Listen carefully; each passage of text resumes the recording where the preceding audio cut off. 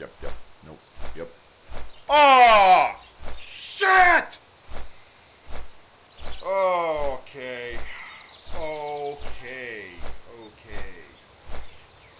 Well, I'll tell you, listen.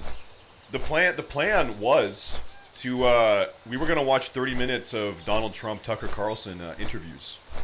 Yeah, there was a new Donald Trump, Tucker Carlson thing that came out last night. We're going to watch that first and foremost. But we can't watch that, obviously, if the internet... Can someone call Al Gore? Get a hold of Mr. Gore. Yeah, hey, listen. Hey, dickhead. Nothing works. Okay. Reboot. Do you think really restarting Chrome is going to fix this? Do I have any music to play for you guys in the meantime? Okay, here. Yeah, I do.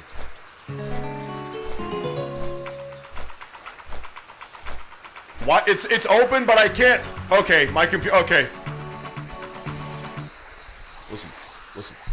Microsoft, I had a fucking forced compulsory update last night. You made me update my fucking computer last night, and now not a single thing fucking works! You pieces of shit!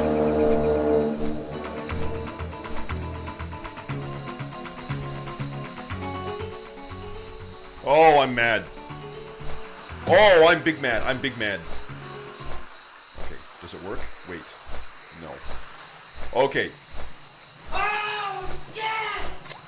Okay. I'm gonna restart Chrome.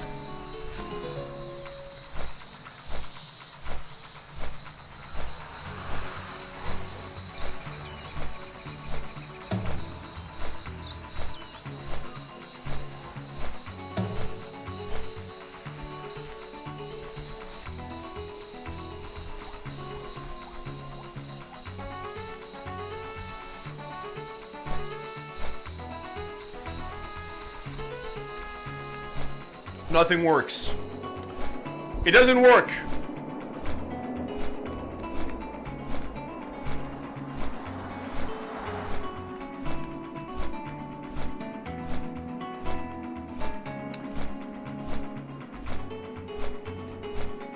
Well. Not yet. Huh? Oh. Now I can't even see my own Twitch chat now, by the way. Okay. Alright. Alright, I'm opening Firefox. Oh, I can't type in my search bar in the bottom left. That doesn't work either. I don't even know if I'm live now. Am I live? Shit! Ah!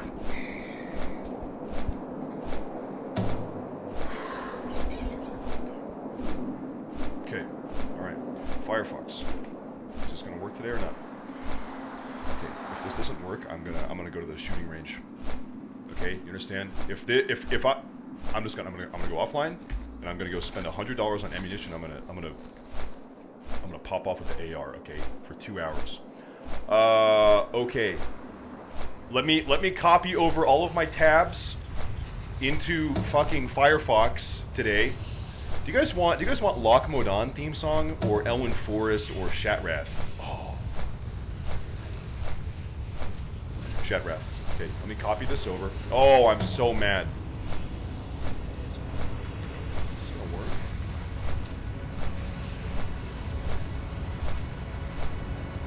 Yeah, that'll do. Okay, we're doing it this way. Give me a minute. Nah, Shat fucking sucks. Shat sucks dick. Shat sucks dick. I'm gonna give you guys, I'm gonna give you Ashenvale, okay? This'll do it. Ashenvale? Yeah, that's good. Okay.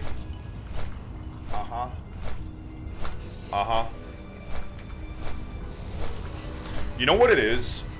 They probably don't want us watching the Donald Trump thing. Someone is fucking with my computer because they don't want us to watch the Donald Trump Tucker Carlson interview today.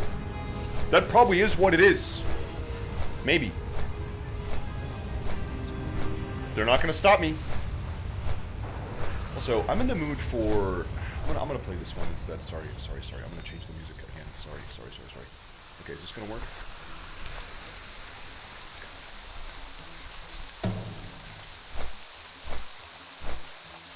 Yeah, this is good. I love this one. This is good. Okay. Uh-huh. Uh-huh.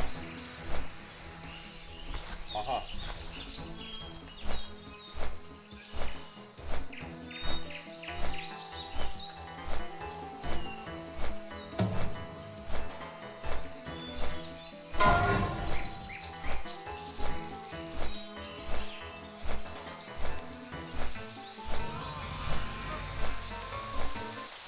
Alright, chat, here's the deal. Okay, this is gonna be a weird stream because I don't know, like some alerts might be broken, your TTS might not work, your resub shit might not work. I don't know what's not gonna work. So honestly, today just don't even sub. Seriously, I'm not kidding. Don't sub, don't donate, because everything is fucked, I guess, for inexplicable, unexplainable reasons. Also, this is my Twitch chat right now, so everyone say hi. Everyone go ahead and say poggers. Can I do pop-out chat in Firefox? Can I do that?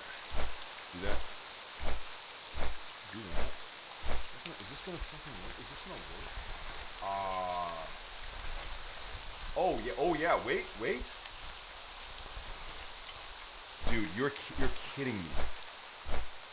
Do you see this? Look. Oh, it's...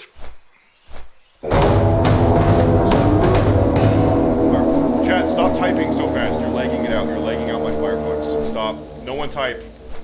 Like it's actually just frozen. Is my computer frozen? No, it's not my computer. It's Firefox, and I can't even drag it over on it. Oh my god, I am losing my fucking mind. What? Okay, I'm gonna pull up my Twitch chat on my mobile phone. I am losing my fucking mind today. Okay, I'm losing it. Really, if I was smart, what I would do is just restart my computer. But fuck, dude. It's my computer. Yeah, no shit. It is my computer. Yeah, I had an automated restart this morning when I was asleep, and I woke up and I set everything back up again, and now my computer is fucking bricked. Microsoft, you fucking egghead Poindexter fuck faces. Microsoft, Bazooinga. This all-new Aria is an elegant EV. Yeah, with 389 horsepower. And all-wheel drive. It's beautiful. It's a beast. It's electric. With an edge. Oh, let's go with that.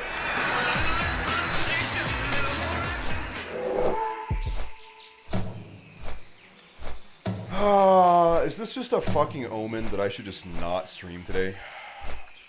Oh, shit. Okay. Task manager. Uh-huh. Where in the fuck is Firefox? Hey Firefox, where are you? Where are you? Oh no, where the there it is. Wait. I think maybe nope, nothing happened. Okay. Alright. End task. Yes. End. Open Firefox again.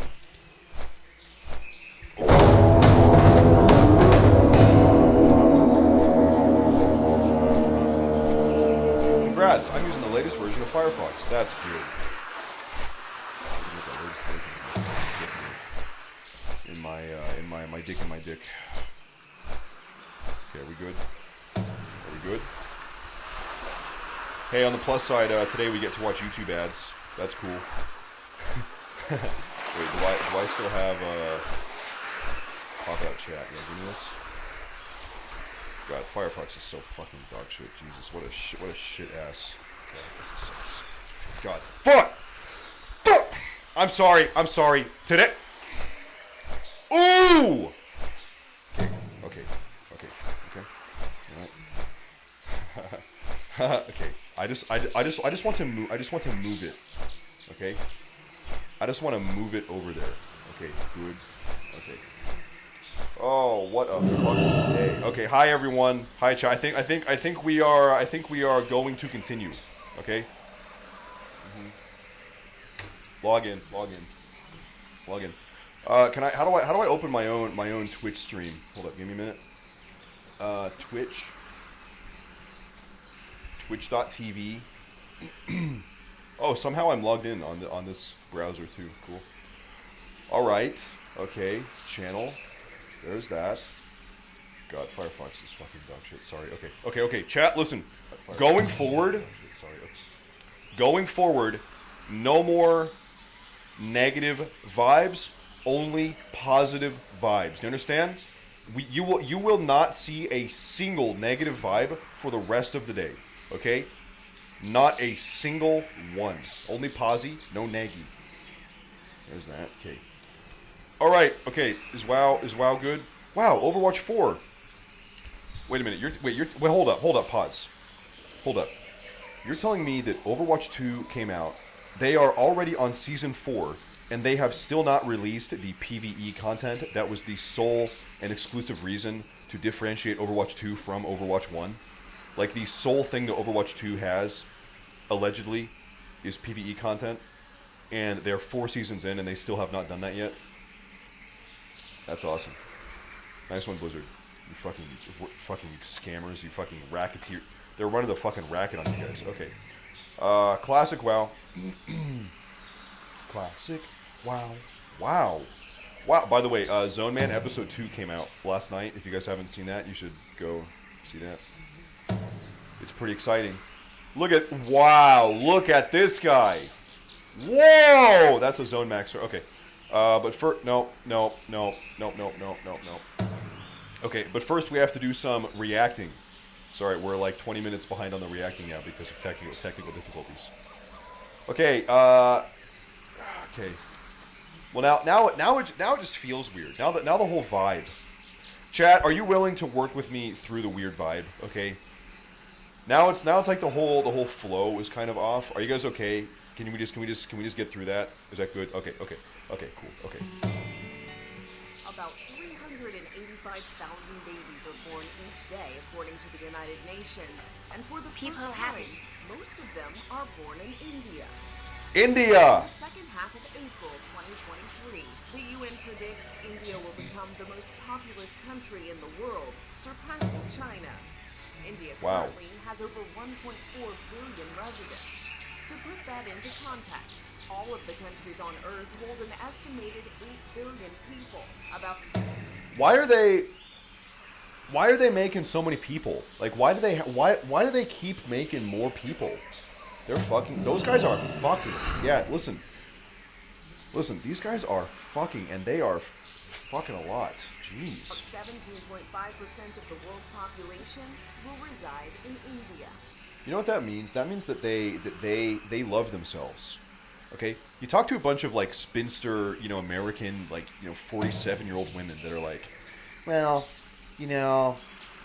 I don't want to bring a child into this world. Into this world, there's just too much negativity in this world.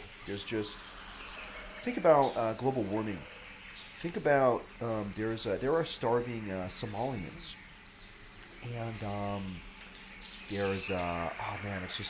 and it's like, okay, so you are incapable of finding the positives. You're incapable of extracting positives out of a world that, by the way, has always had negatives. These guys, Indians, they love themselves, they love their nation, they love their culture, and they say, you know what, we're fucking. We are going to fuck. Because it's fine, we love ourselves, okay? Good for you, Indians. This population boom is met with caution by some. Prime Minister Narendra Modi said in 2020, there is need of social awareness. Modi said people who have a small family express their patriotism to the country. India is expected to have an economic boom as well. It's kind of fucked up to say. According to Morgan Stanley, India is on track to become the world's third largest economy by 2027. Dude, what do you think this smells like? Like, look, you can just see the smog in the air. You can almost taste that much smog. Ugh, God, ugh. It is also believed India will have the third largest stock market by the end of this decade. Wow. Their population is quite young. In fact, LB Flocka. 90% of URL, by the way. Good morning. are under the age Utah. of 25. Mitch makes. Noah. Research Center. People over the age of 65 only make up about 7%. This growth in population They have a very young population. If that's true. signals societal and economic changes in India Wow. and the world that will be seen for decades to come. For Inside Edition, Oh, wow. I'm TC Newman. You know what, India? Keep on doing it. Keep on doing it. Keep on doing it. Washington homeowners, look, we need to talk. Solar I'm a Washington homeowner. works in Washington. We hear all the time. Solar doesn't work because it's so cloudy, there's no sun, it's rainy. Listen, motherfucker. Okay, it rains like 280 days a year. You're telling me that it's a good financial move for me to put solar panels on my house? We have like 50 days of sunshine a year. Simply not true. Yes, it is Uh-huh. cloudy in Washington, yes, it rains, but Washington also has amazing incentives that make solar an absolute no-brainer. We've helped thousands of homeowners go solar in Washington. There is a catch. Not all homes qualify for these incentives, but you can click below, verify your address, and you'll know instantly if your home is eligible for these incentives and a great fit for solar. Yeah, I'm not going to do that. Questions are being raised today about Supreme Court Justice Clarence Thomas's friendship with a billionaire who collects Nazi memorabilia. He probably just likes history. He probably is just a history fan. Published reports say Dallas tycoon Harlan Crow's controversial collection includes Hitler's notorious autobiography Mein Kampf, signed by Hitler. Oh, No way! Wow, dude. I wonder what that's worth. What is the Adolf Hitler signed Mein Kampf worth? Jesus. signed by Hitler, oil paintings by Hitler, and linen napkins embroidered with the Nazi swastika. The collection is housed at Crow's mansion in Dallas. I can't get over the collection of Nazi memorabilia, said one guest who saw the Nazi treasure trove. You sort of just gasp when you walk into the room. Another visitor said she was left Do you think he has a Nazi room? Do you think you just walk in a room and it's just like? Do you think? Show us photos of the Nazi room. deeply shaken by the display. Generations later for people to purchase these things. Okay. Okay. Oh wow. Yeah. Okay.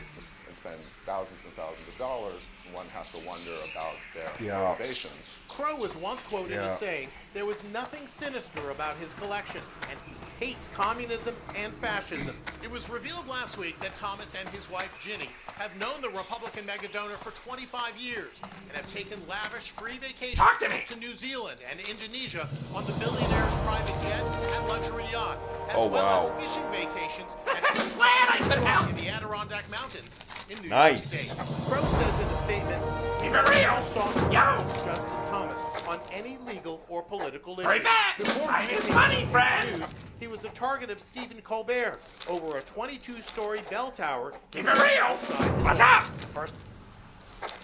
Bro, that's sick. What? Listen, I'm mad at all of these billionaires. They're building these like soy slurping sci-fi fucking McMansions. Instead of like Elon Musk, build a fucking castle, okay? If you're Jeff Bezos, build a castle out of gold and marble. I'm sick of this like new make cool shit again. This is cool. Okay, so you made a tower. What's wrong with that? What's wrong with billionaires making bell towers? That's cool. Time he heard his bell ring, he said it was too quiet and made his Good one. architects up the volume to 105 decibels, roughly equivalent to a chainsaw. Beautifully understated. Despite a rule that Good requires judicial officers to report gifts over $415, Justice Thomas says he didn't believe he needed to report the gifts given him by Mr. Crow, who also has donated at least $500,000 to the political group founded by Justice Thomas's wife. Talk to me. Does he collect any other historical artifacts? Who cares? Can't a guy just be uniquely interested in one part of history? Why not? Actually, have you guys seen that guy? Hold up. Have you guys seen that guy? I'm gonna get NetsDG today. Nazi Room Museum. This guy. This fucking guy. How you doing, guys? Dragon Man here. I'm at the Colorado Springs Military Museum. I have 28 rooms in this museum. It's 75,000 square feet, and we're gonna teach you a little history about the Nazis. This guy has, so listen, he has 28 rooms, Dragon Man's, of which one is a Nazi room. And Jesus, is it really a fucking Nazi room? He has... I have work for one such as you. I want to, like, Keep your it makes me nose wonder, clean in my town. Shit. What is this worth? Fucking World War I fucking Kansas style home. What the fuck? Anyway, crazy. Okay, oh my god. This morning, backlash brewing against Bud Light over its product placement deal with TikTok star Dylan Mulvaney, a transgender actress. I got some Bud Lights for her. Her post on Instagram last week showing her surrounded by cans of beer connected transgender status to what is historically Glad I could help. Didn't I get a fucking together?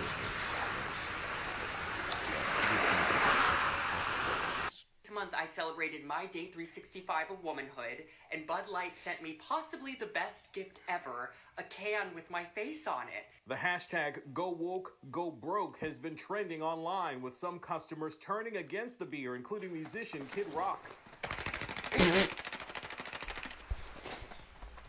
Bud Light, Anheuser-Busch. Have a terrific day. He is not happy. Its parent company Anheuser-Busch InBev have apparently been silent on social media. Not a single tweet from either since the day of Mulvaney's Instagram video. But the company did release a statement after fall. What kind of fuckwad drinks beer out of one of these things? This is so fucking lame. Are they actually selling these things? Cans like this? Ugh, gross. Video. But the company did release a statement after false claims were made about the Bud Light marketing fired, saying, "From time to time we produce unique commemorative cans for fans and for brand influencers like Dylan Mulvaney. The commemorative can was a gift to celebrate a personal milestone. Hi, Tomcat. And is not for sale to the general public." Bud Light had been kind of a brand of frat. Okay, hold up, rewind. Okay, so this woman, this individual, is the vice president of Bud Light. Start over here.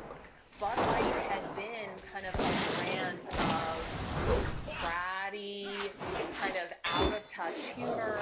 Bud Light's vice president of marketing recently appeared on the Apple podcast Make Yourself at Home. This brand is in decline, been in decline for a really long time, and if we do not attract young drinkers to come and drink this brand, there will be no future for Bud Light. What does evolve and elevate? It means inclusivity. It means shifting the tone.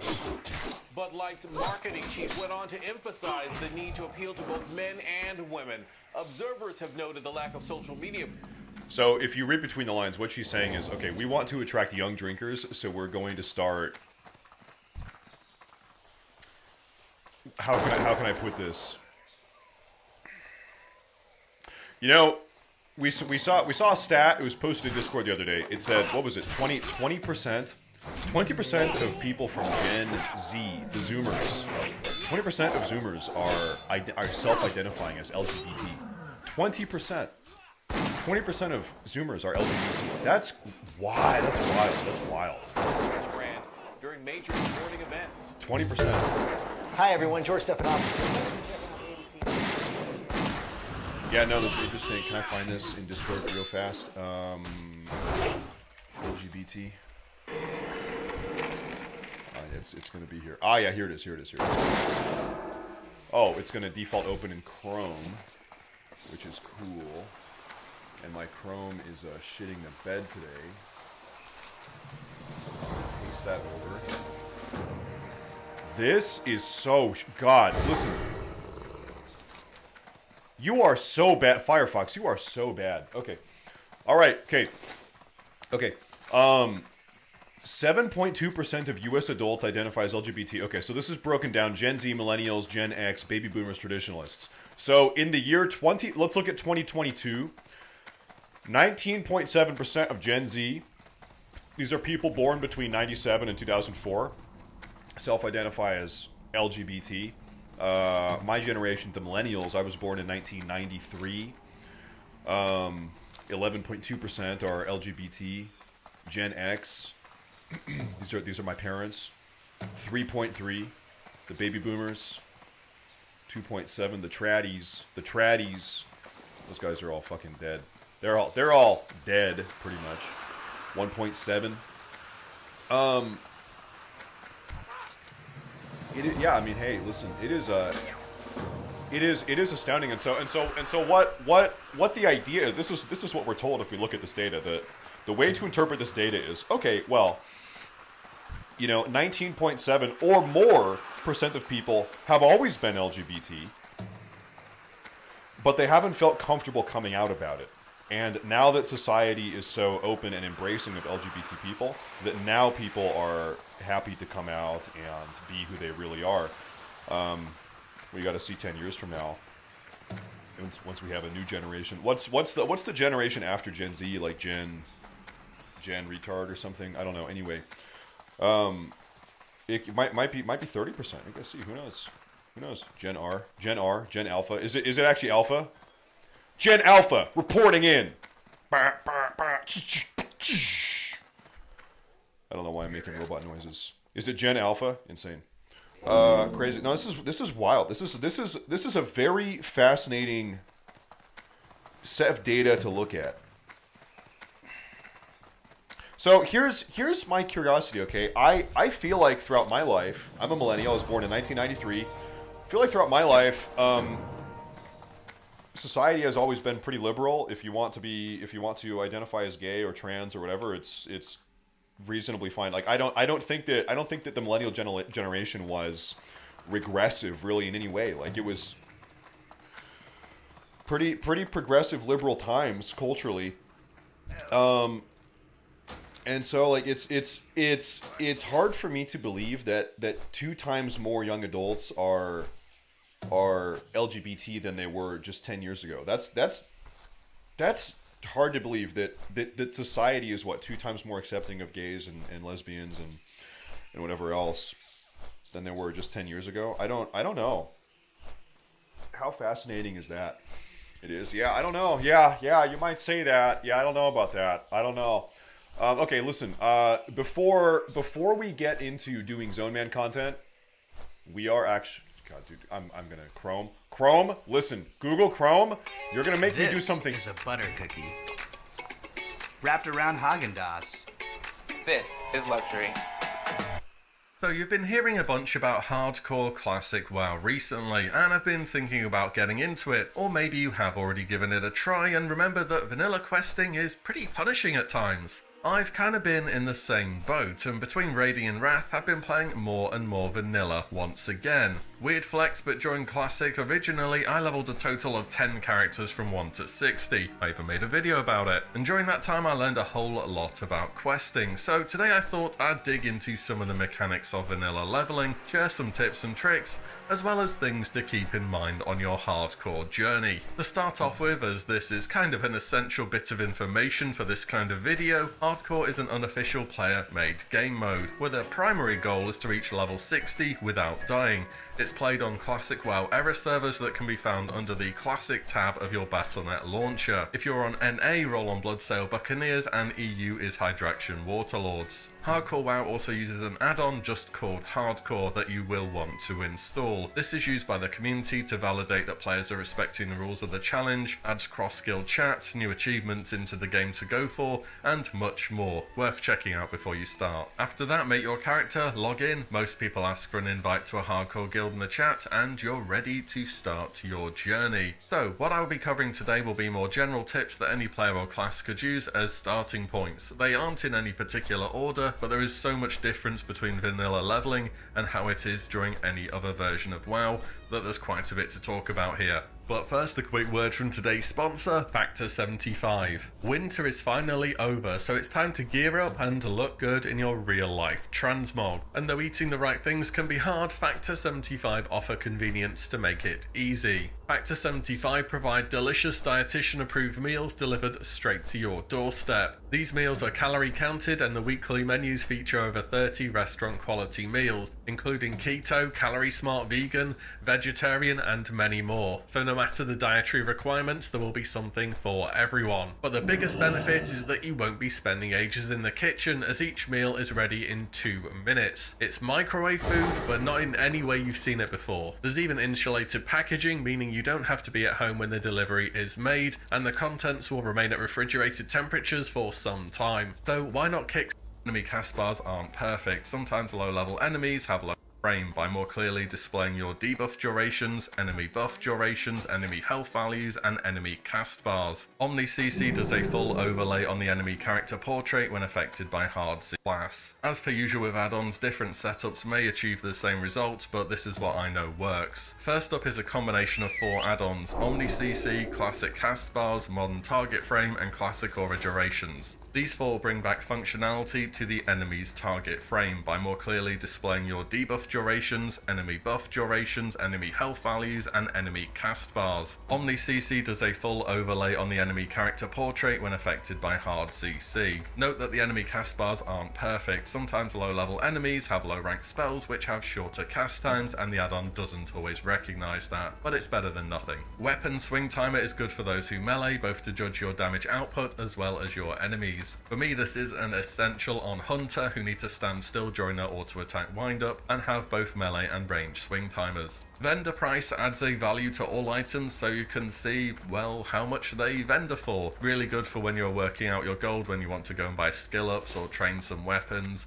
buy your mount, whatever it may be. Also helps you judge quest rewards when you're not going to equip them. Spellbook Abridged adds a filter to hide spell ranks in your spellbook. It just makes things a bit cleaner really. The majority of the time you will want to use the max rank. For pure melee classes, the game does this automatically because there is no benefit to downgrading, such as on Rogue or Warrior. Also, when you macro any ability, if you include the spell without any rank, it will always use the highest learned rank. If you do not do this, remember to drag new levels of spells out of your spellbook onto your bar each time you learn them. Additionally, on abilities, some of them just aren't worth the price. I would need to talk about this on a class by class basis, but if you can't say how you're going to be getting any use out of the ability, it might just not be worth buying. For example, if I'm leveling a hunter, I would probably ignore all tracking abilities bar hidden. I would ignore Aspect of the Pack, Aspect of the Beast, Disengage, Mongoose Bite, Scorpid Sting, Volley, and the point is, a lot of abilities aren't always worth the price tag at the level you can first learn them.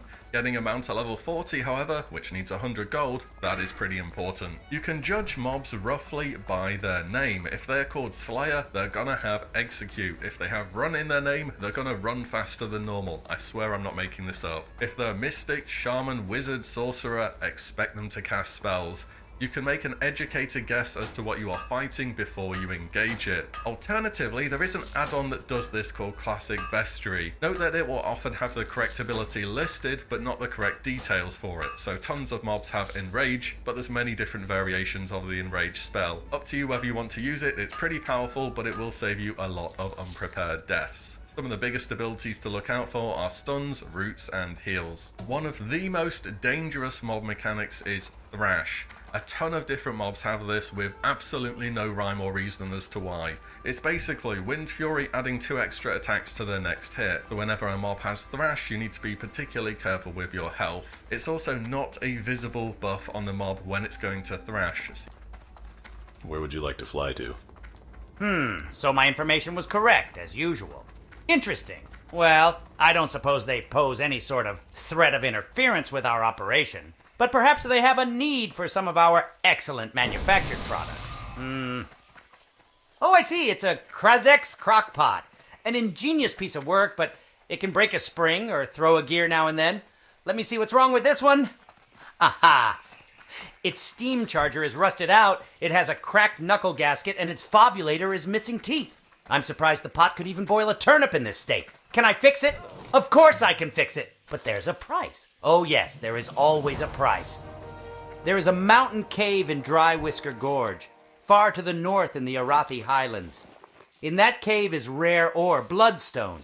The bloodstone in this cave is not of the highest grade, but even low-quality bloodstone is valuable. To those with the knowledge to use it, I would like some. I will fix your crock pot, but while I work on it, bring me samples of bloodstone. Bring me enough, and I'll even give you a bonus. Oh, and if you don't have the skill to mine it, find someone who does. Ah, splendid. That was a big favor you did for me. Here's your payment. While you were gone, I fixed the pot you brought me. I even added an extra steam whistle. And look, there's a new chopper at the bottom that'll cut through leg bones. Yes, Krazek's crock pot is a 100% cook pleaser. I'm sure its owner will be satisfied. Yes, I do have something you could do, actually. Lieutenant Doran and his followers up in the north need their regular supplies from us. They haven't been delivered, and with the trolls attacking, I'll need someone to do it. Doran's camp lies northwest of the road at the entrance to Stranglethorn from Duskwood. Give the supplies to Private Thorson. If he's not in the camp, then he'll be patrolling south of it. He'll take care of them. Mind you, if you fail, you'll owe me restitution. Getting the information on Naz is quite a favor, adventurer. Yes, quite a favor. But you've come all the way from the Shimmering Flats to get it. Are you willing to travel some more?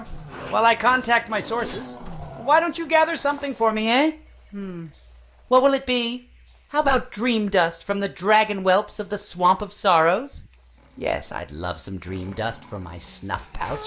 Get it for me, adventurer, and I'll give you the information you seek. Baron Revelgaz has had me keep an ear out for rumors of the strange and out of place in Booty Bay and Stranglethorn. I don't usually put much stock in ghost stories, but I heard some sailors in the tavern talking about a haunted island off the coast. Water elementals and a raving goblin ghost, they say. If you're going to go talk to Revilgaz, could you relay that story to him? Damn trolls! They've been killing off our agents in the jungle. I've already lost a good number of my best guards to skirmishes with them. The costs are piling up. How will I explain this to Baron Revilgaz? Decisive action. Think, Kebok. You weren't assigned to the post you have today for sitting around. I've got it. You... adventurer, is it? You'll help me, won't you? There's money to be had. Here's the deal.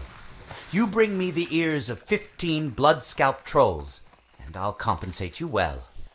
He's done it this time. Bad enough that Gelriz is muscling out the moguls who were appointed by the trade princes. Now he tries to cut in on the most notorious pirate. Revelgaz won't have it, and he's told me to take care of the problem in my own way. My way? Theft.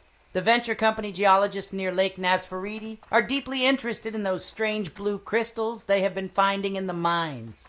Bring me samples of the stone from their geologists. I don't care what you have to do to get them. The singing crystals are unique to Stranglethorn and are very valuable to certain parties. I can move those crystals, but the cursed venture company makes it hard for an honest entrepreneur like myself to gather any. I'd like to hire you. The basilisks in Stranglethorn eat the crystal. This gives them their hardened skin, and sometimes decent quality crystal can be harvested from it. You can get it from any basilisk, but the less nasty ones are along the shores south of Zulkunda to the north. Interesting. Some time ago, I seem to remember reading a book once that suggested... of course, a troll legend it was. If what Krazek reports is true, perhaps I will soon be able to add the Stone of the Tides to my collection of ancient artifacts and relics. If there is indeed a goblin mage and water elementals haunting the island, it could mean the Stone of the Tides can be mine. I want you to locate this haunted island. Find out what's going on. Oh, and if you perhaps want to find out more about the Stone of the Tides, take this script to the Stormwind Library. They should be able to find you a copy of the book I first came across the legend in. Could it be that Gazban actually discovered the stone? Now, let me just get a copy of these blueprints for my own notes, and you can bring these straight to Potzik. Wouldn't want him to think that one of his sponsors was abandoning him. You should be all set to go. Give Podzik my regards and tell him that if he ever needs anything, not to hesitate to ask. I'll be waiting for the news that he breaks the track record soon. You sure seem eager to work, matey. Not sure why some land-loving person adventurer is offering help to the Blackwater Raiders, but I'm not going to turn you away. Our ship just docked here in Booty Bay, and word has it that our rivals, those damn dirty Bloodsail Buccaneers, have been spotted all over southern Stranglethorn. All the boys are too busy hitting the grog and looking for ladies. What I need is a scout. Check the cove just north of Booty Bay along the Savage Coast and see what you find. Sure, I remember you, adventurer. Back from scouting, I see. Shiver me timbers. So the Bloodsail Buccaneers are planning some sort of attack on Booty Bay? Why, the nerve of those scoundrels. Booty Bay will always be run by the Blackwater Raiders. This is bigger than I thought. Report what you have learned to Fleet Master Seahorn at once. The old Sea Dog is around town somewhere. Ah, the sea life. I ain't gonna say it's the good life, but it's my life. When I get into port, I like to find me a good bottle of grog and some high-quality snuff. Nasty habits, but what's a pirate without his vices, right? So you can imagine how heartbroken I was to find out the herbalist here in town has gone and sold out of the stuff. Says his shipment got hijacked by those damn Bloodsail Raiders. I bet a fearless adventurer like you could convince them to share the goods, eh? Bloodsail Buccaneers attacking Booty Bay. They might as well throw themselves off the Overlook Cliffs. Nonetheless, by bringing me this information, you have done my fleet of swashbucklers a great service. The Blackwater Raiders thank you. Kraz speaks highly of your dedication to the Blackwater Raiders. I am going to trust you with a mission of extreme importance to the fleet. Infiltrate the so-called Southern Command Post the Bloodsail Buccaneers have established on the Wild Shore. Raid the encampment. Bring me their charts along with their written orders. We shall see exactly what those scum are up to. These landmines will help us defend ourselves from that animal Curzon and his men. Thank you for bringing them. If you need further work, I can probably find something for you to do, and you won't have to deal with those goblins, HM? It's fixed! This is great! Now I can get dinner started. Thanks so much, adventurer. I hope you were okay in Booty Bay. That place can get pretty rough, and I heard rumors that the goblins will sometimes drag drunk sailors to their slave boats and take them to who knows where, to do who knows what.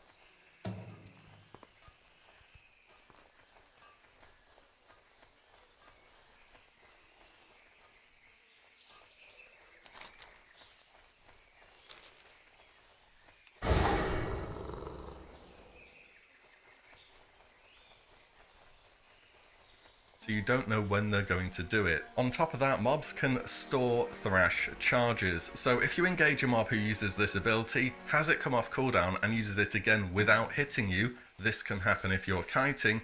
If they ever do get to you and hit you, they will hit you with their melee and then both thrashes, meaning 5 attacks in one go. This is unlikely, but I thought I'd give it a mention. Next, yeah, I can totally fit through there. You know what I'm talking about. You're going somewhere, 2 mobs are about the same distance apart, and you think you can just about fit between them.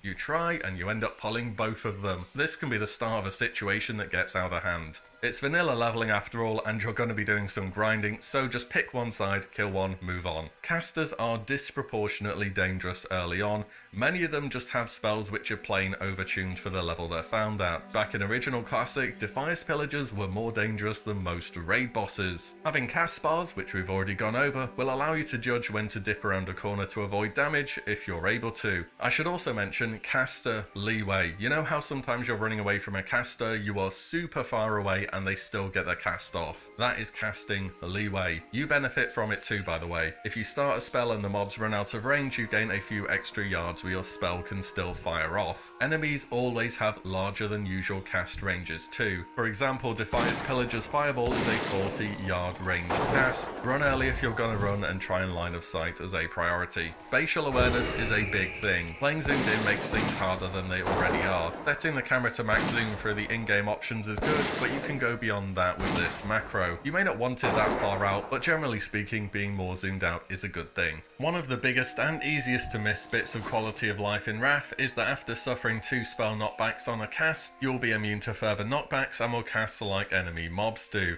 In Classic, this protection does not exist. If you're getting hit, you're going to be getting your spell knocked back. This is particularly dangerous against fast attacking enemies such as those dual wielding or cats, so get them low health before they're in your melee range as a caster.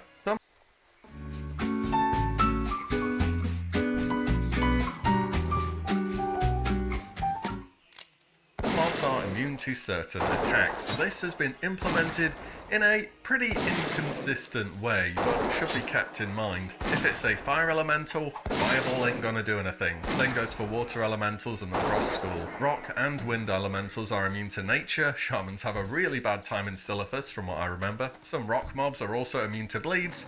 Some of them aren't. As for mechanical units, there isn't really a ton of them in the game, but they're immune to a lot of things, including bleeds, incapacitate, fear, life drain, and horror effects.